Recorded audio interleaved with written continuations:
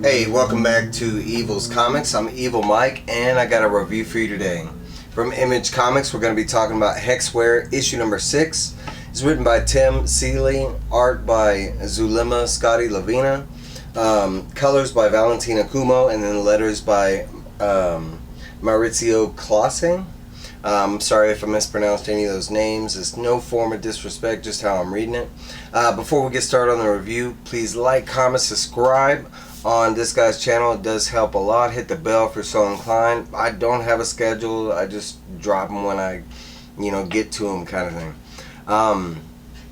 So fair warning, I will give you a spoiler warning. This is the final issue in this series.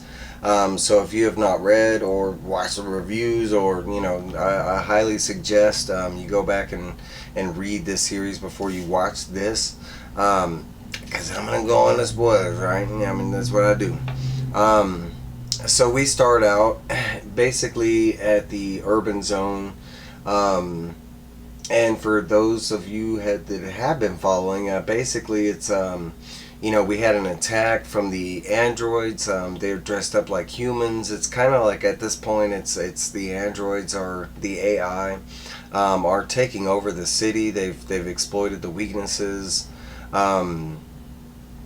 and it's kind of like every Witchware ambassador droid that we've seen in the comic at this point is being reprogrammed and kind of in this attack mode, getting rid of all the regular humans. What they're showing right here in the urban zone is kind of regular people, and they're all looking at their phones, and their phones are kind of establishing that everything that they're seeing is not what it is. That it wasn't bombs that went off.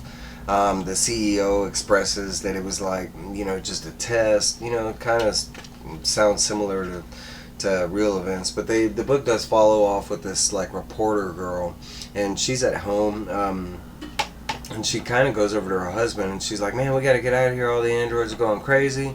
And he's like, "What are you talking about? Isn't this you?" And he shows his phone, and it's her talking live, to the public, because she is a reporter.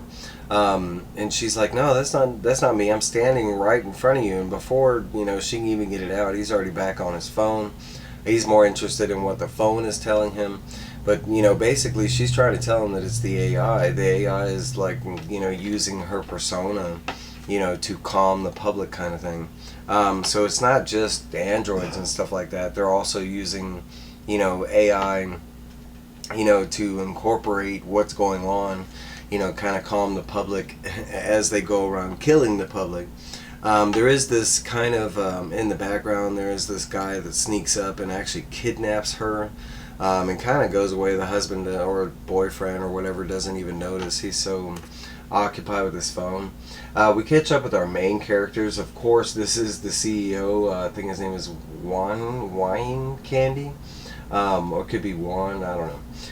But he's dead. In the last issue, he gave all his strength and everything, and he kind of just burnt out, kind of thing. Invictus is badly damaged. Ogre's probably the only one that's not. But then we are caught up with Jesminder's family, and then of course, her conscience. Her friend, I think his name is Danny. I'll double check that, honestly. No, it's Ren. I'm sorry, it's Ren. I'm bad with name, guys. So basically, at this point, they're trying to figure out what happened with the Witchware and Jesminder. At this point, Invictus, he says, she says to Ren, "Hey, we need to explain what's going on to her parents." Her parents are kind of really confused, so a lot of the truth that's been going on from issue 1 to 5 is coming out, because they're kind of what's with this ogre guy, what's with Invictus. So they do kind of explain what they are and what Jesminder, and Ren has to explain to the parents about what happened, and basically the Witchware brought her soul back to life. But she had to, she has that deal that she made with the devils, and she has to track down these hell jumpers. We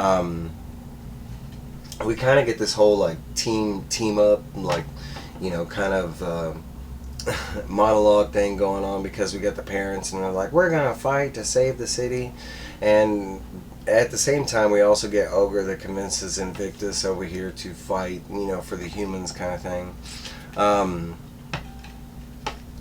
The book catches up with what Jesminder and the Witchware version of Jesminder is doing. She's back from hell and she's in these tunnels.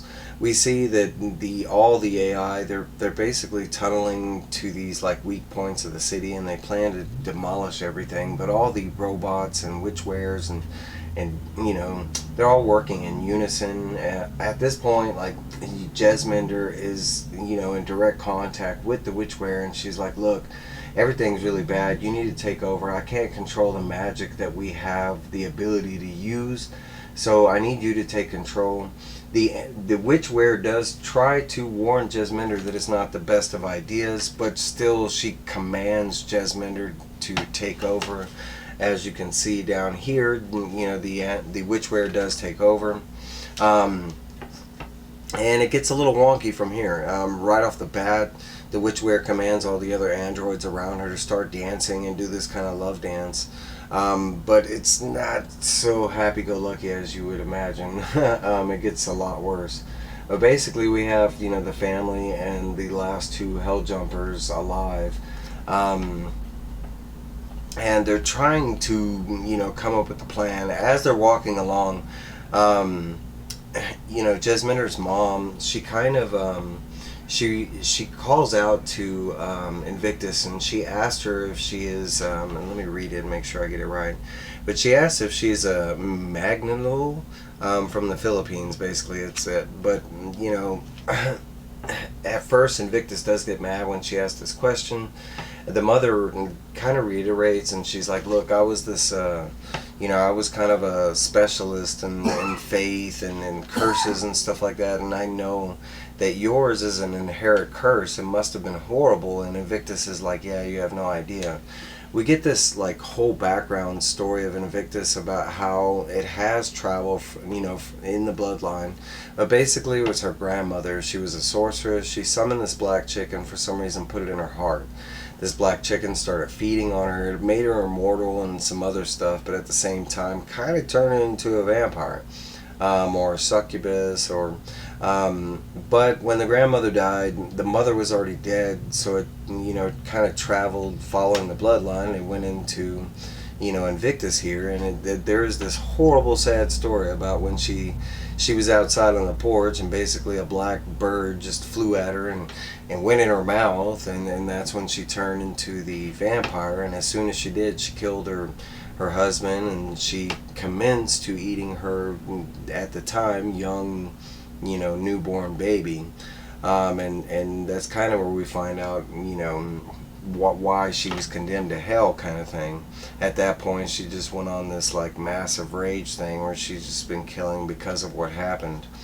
While this is going on, Ogre tries to, they're getting ready to attack the androids and take back the city, kind of thing. But before they can even get going, we see this massive thing surge through Ogre.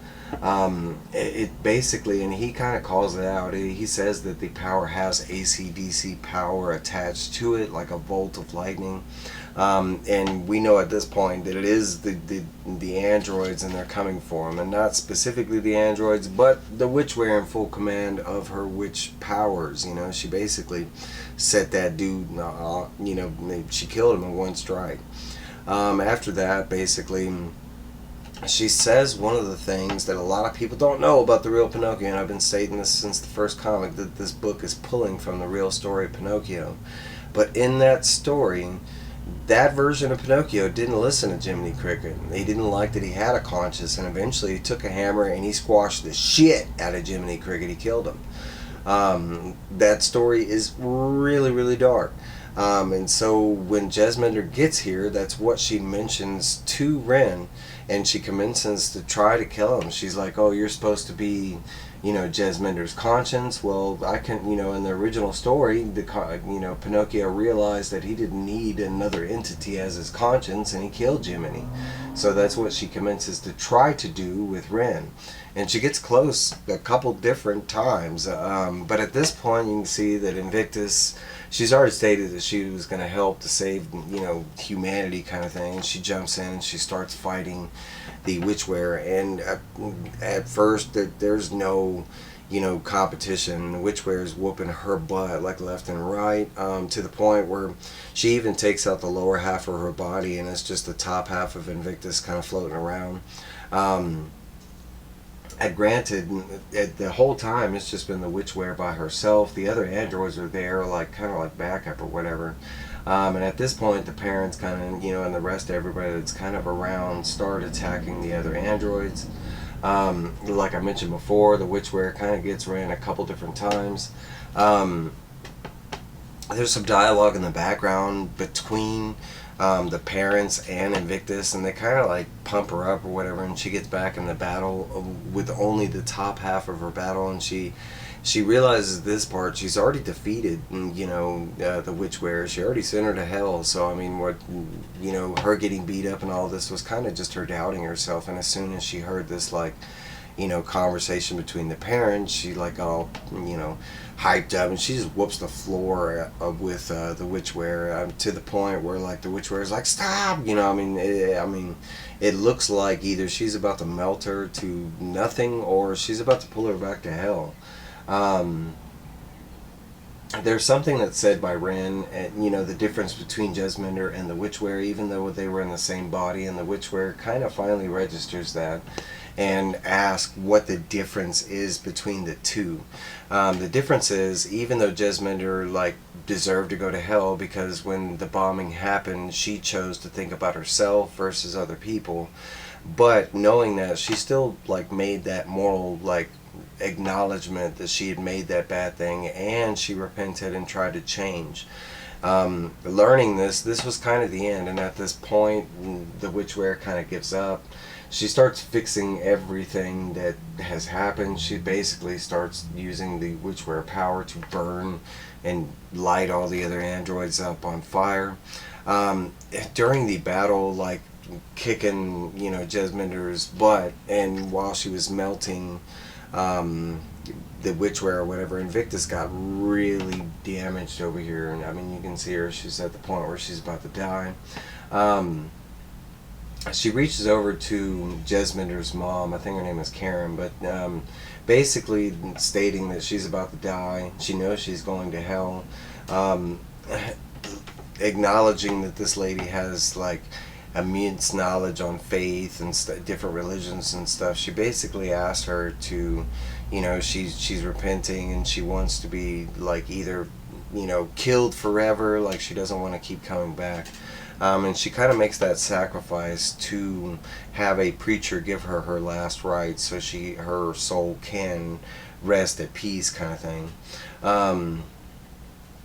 The very last thing that comes up, and for me it was one of the saddest parts, but now that Jesminder and the Witchware are kind of like one back again, they're starting to realize that there's one more soul that needs to be sent back to hell, and of course it ends up being Jesminder and Witchware, and it's it links back to envy. It's that the Witchware was envious of the life that Jesminder had when she lived, the love and everything that comes with being a human, that kind of stuff.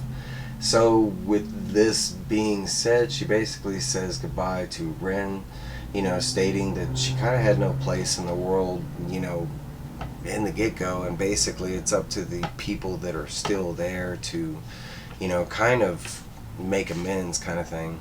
At the very end, you see like the family and everybody give this one group hug, and that's kind of where the book leaves us off, with like kind of a glow in the background, maybe of Jesminder, sending herself to hell, kind of thing, to make up for the sin that she committed, at the very beginning. The very last, page of the book is basically Jesminder in her badass magic form, and that's it. There's no, that's it. I mean, basically an end to the story, right? I love the story. It was great all the way through. The art, the story. I mean, I had no idea how it was going to end. I kind of had a thought, but I wasn't sure, but altogether, it was a great read. But these are my thoughts. Let me know down below what you thought of the story. If you read it. If not, the trade paperback will be coming out soon, I think next month. Um, but hey, this is my review. These are my thoughts. Let me know what you thought about it. I will let y'all go.